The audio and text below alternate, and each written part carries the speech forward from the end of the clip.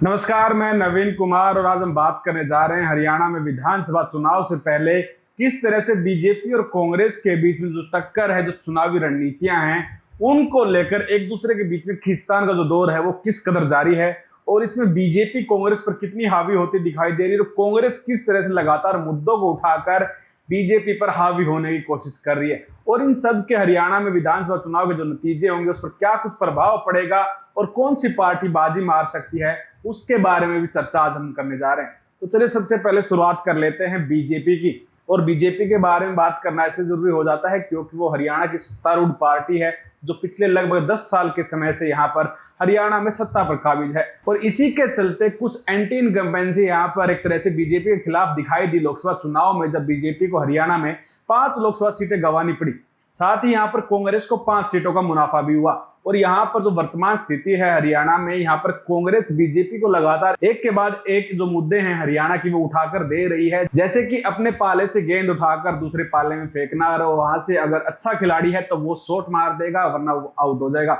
और ऐसा ही कुछ बीजेपी के साथ हो रहा है और बीजेपी लगातार हर बॉल पे शॉट लगाई जा रही है और वो शॉट किस कदर चौके होंगे या छक्के होंगे या फिर वो बाउंड्री पर कैच होगा, ये तो चुनाव के नतीजों पर डिपेंड होगा। लेकिन फिलहाल के दौर में यहाँ पर हरियाणा के सीएम जो है नायब सिंह सैनी, वो अपनी अच्छी छवि बनाने में जुटे हुए और कहीं ना कहीं वो इसमें सफल होते हुए नजर आ रहे हैं। ऐसा इसलिए क्योंकि नायब सिंह सैनी द्वारा कांग्रेस की तरफ से जो मुद्दे उठाए गए थे उनके ऊपर वो लगातार काम कर रहे हैं, चाहे वो किसानों के एमएसपी का मामला हो, चाहे अग्निवीर का जो मामला है वो हो, चाहे यहाँ पर गरीब तबकों की बात हो, क्योंकि कांग्रेस ने लगातार उनके ऊपर ये आरोप लगाया कि हरियाणा में फसलें जो है वो एमएसपी पर नहीं खरीदी जा रही, अग्निवीर हरियाणा में त्रस्त है, अग्निवीर जो अग्निपथ योजना है वो गलत है, इससे अग्निवीर जो लड़के हैं जो भर्ती हो रहे हैं वो परेशान है। साथ ही उन्होंने यहाँ पर बीजेपी पर एक तरह से पिछड़ों की जो उपेक्षा थी उसका आरोप भी लगाया था और उसके बाद बीजेपी को समझ में आया कि कांग्रेस के द्वारा उठाए गए इन मुद्दों को धाराशायी करते हैं पहले, उसके बाद अलग रणनीतियों पर काम करेंगे। बीजेपी फिलहाल उसी एक तरह से लाइन पर चल रही है लगातार और मुद्दों को खत्म करने पर जुटी हुई है। हरियाणा में लगातार भर्तियों की घोषणाएं हो रही है, कुछ एग्जाम्स कंडक्ट भी कर लिए गए हैं, कुछ आने वाले समय में होंगे, कुछ ज्वाइनिंग दी गई है हरियाणा में और इनकी पैरवी खुद ही यहाँ पर नायब सिंह सैनी कर रहे हैं, लगातार अधिकारियों से मीटिंग कर रहे हैं और नायब सिंह सैनी की तरफ से एक स्टेटमेंट सामने आया कि उनके लिए 2400 घंटे हरियाणा की जनता के लिए जो दरबार हैं वो खुले हैं, उनके दरवाजे खुले हैं और वो कभी भी आकर उनसे एक तरह से मुखातिब जो है आकर मिल सकते हैं उनसे। साथ ही उन्होंने कुछ समय पहले सरपंचों के लिए यहाँ पर बड़ी घोषणाएं की थी, जो उनका बजट होता था उसको लेकर उन्होंने कहा था कि आपकी जो एक तरह से सीमा जो राशि है उसको 21 लाख तक किया जा रहा है, आप गांव में खुलकर विकास करवा सकते हैं। साथ ही हरियाणा की जो तरह से कह सकते हैं हम किसानों के जो मामले हैं उन्होंने यहाँ पर 24 फसलों पर एमएसपी देने की बात की है, ट्यूबवेल के जो कनेक्शन है उनको लेकर हरियाणा में किसानों के लिए एक तरह से राहत भरी खबर उन्होंने इस बात की। साथ ही यहाँ पर अग्निवीरों के लिए कहा है कि आपको आर्म्स लाइसेंस यहाँ पर मुहैया करवाए जाएंगे, आपको 5 लाख तक का लोन दिया जाएगा अगर आप अपना खुद का कोई बिजनेस करते हैं। साथ ही यहाँ पर हरियाणा की जो सी ग्रेड नौकरियां होंगी 10% का आरक्षण भी उनको दिया जाएगा। लेकिन कांग्रेस के पास अब भी 2 ऐसे बड़े मुद्दे हैं जिनके आधार पर हरियाणा की राजनीति में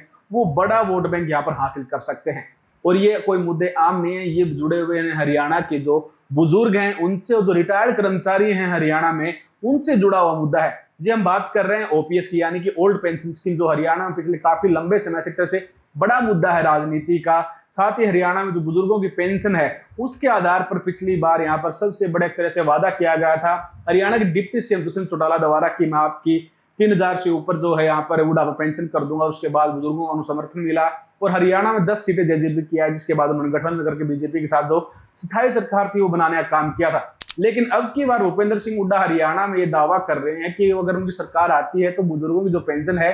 वो 6000 कर दी जाएगी। महिलाओं को यहाँ पर जो गैस सिलेंडर है वो 500 रुपए की जो एक तरह से कीमत है उस पर दिया जाएगा। गृहिणी महिलाओं के लिए भी उन्होंने कुछ घोषणाएं की हैं। साथ ही उन्होंने ओल्ड पेंशन स्कीम को यहाँ पर लागू करने की बात कही है, जिनके बारे में लगातार बीजेपी एक तरह से विचार विमर्श करने की कोशिश कर रही है। वहीं भूपेंद्र सिंह हुड्डा की तरफ से एक और मुद्दा उठाया गया था जिसके बारे में आपको बता देते हैं। भूपेंद्र सिंह हुड्डा का कहना जितने कच्चे कर्मचारी हैं हरियाणा में वो उनको अपनी सरकार बनते ही, कांग्रेस सरकार बनते ही पक्का कर देंगे, जिससे कि हरियाणा में हजारों जो परिवार हैं वो सीधे सीधे प्रभावित होंगे। और अगर ऐसा होता है, अगर भूपेंद्र सिंह हुड्डा इस मुद्दे को ढंग से उठा पाने में अगर सफल हो पाते हैं तो वो हरियाणा में कहीं ना कहीं बीजेपी के लिए मुश्किल खड़ी कर देंगे। और मुश्किलों की अगर हम बात करें तो मुश्किलों का दौर इसलिए है कि जो लोकसभा चुनाव हुए थे यहाँ पर जो विधानसभा सीटों का जो बंटवारा हुआ था कि कितनी विधानसभा सीटों पर कौन सी पार्टी बढ़त में है, तो यहाँ पर दोनों ही पूर्ण बहुमत से पीछे दिखाई दी थी। जहां बीजेपी अपने अकेले के दम पर 44 विधानसभा सीटों पर आगे थी, तो वहीं कांग्रेस, जब उसको हम इंडिया गठबंधन से अलग कर देते हैं, तो वो 42 विधानसभा सीटों पर आगे थी।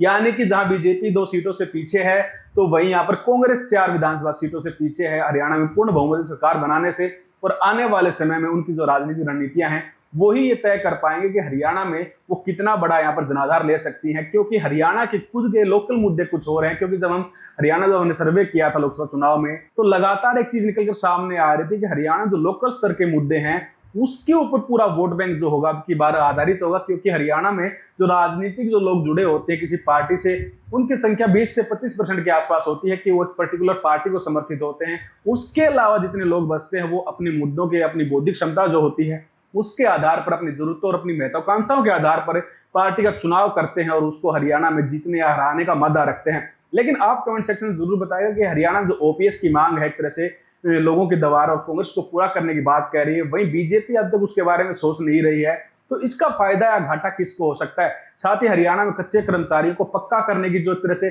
बात कही जा रही है बीजेपी की तरफ से, कांग्रेस की तरफ से, हालांकि बीजेपी की तरफ से कहा गया कि इस पर मंथन चल रहा है, इस पर विचार किया जा रहा है। वही भूपेंद्र सिंह हुड्डा ये कह रहे हैं कि हम उनका सरकार बनते हैं यहाँ पर पक्का कर देंगे। साथ ही जो बुजुर्गों की पेंशन का जो मामला है, वो कितना स्टिक बैठने वाला है, क्या यहाँ पर इक्का कांग्रेस के लिए साबित होने वाला है, या फिर बीजेपी इस चीज का भी कोई न कोई तोड़ निकाल पाएगी। धन्यवाद।